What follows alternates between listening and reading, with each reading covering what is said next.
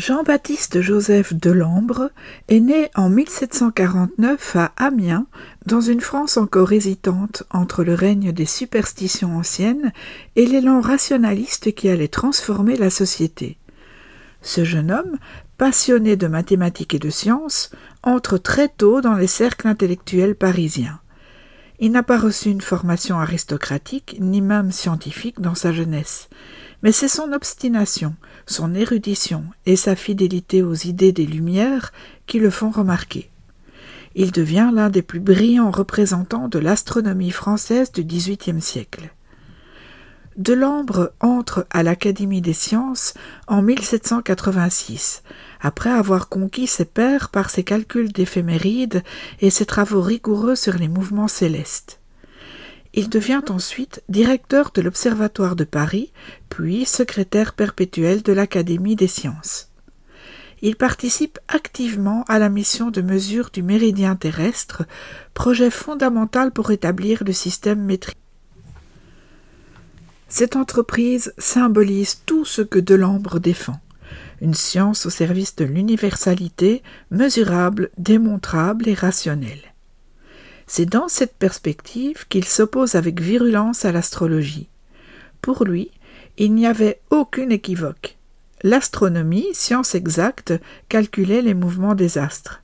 L'astrologie, en revanche, relevait selon lui de la croyance archaïque d'un reliquat médiéval qu'il fallait éliminer au nom du progrès. Il considérait les horoscopes, les interprétations symboliques et les pronostics astrologiques comme une imposture intellectuelle. Cette position ne l'a pas simplement conduit à des critiques générales. Delambre a pris la plume pour dénoncer la confusion que certains faisaient encore à son époque entre astrologie et astronomie. Il tenait à couper les ponts définitivement entre les deux disciplines. En 1806, il publie une histoire de l'astronomie ancienne, monument de savoir et de pédagogie, dans lequel il prend soin de distinguer ce qu'il appelle les erreurs de l'astrologie des vérités fondées sur l'observation.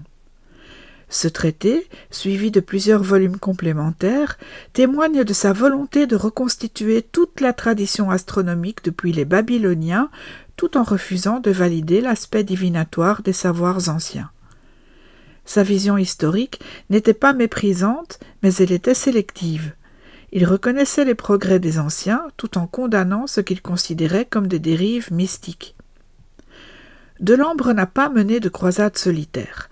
Il s'inscrivait dans un mouvement plus large, celui du rationalisme triomphant, incarné par les penseurs encyclopédistes et les savants de la Révolution. Il a bénéficié d'un grand soutien institutionnel, notamment sous le Directoire et sous Napoléon, qui appréciait les esprits rigoureux. Il est anobli sous l'Empire et termine sa vie honoré, respecté, membre de nombreuses académies. Pourtant, malgré son influence, l'astrologie n'a pas disparu. Elle s'est simplement déplacée, s'est réinventée hors des cercles officiels. Du point de vue personnel, Delambre reste une figure discrète. Marié, sans scandale, attaché à ses élèves et à ses collègues, il vivait pour le savoir. Ce n'était pas un provocateur, mais un homme de conviction, pour qui la science était une exigence morale autant qu'intellectuelle.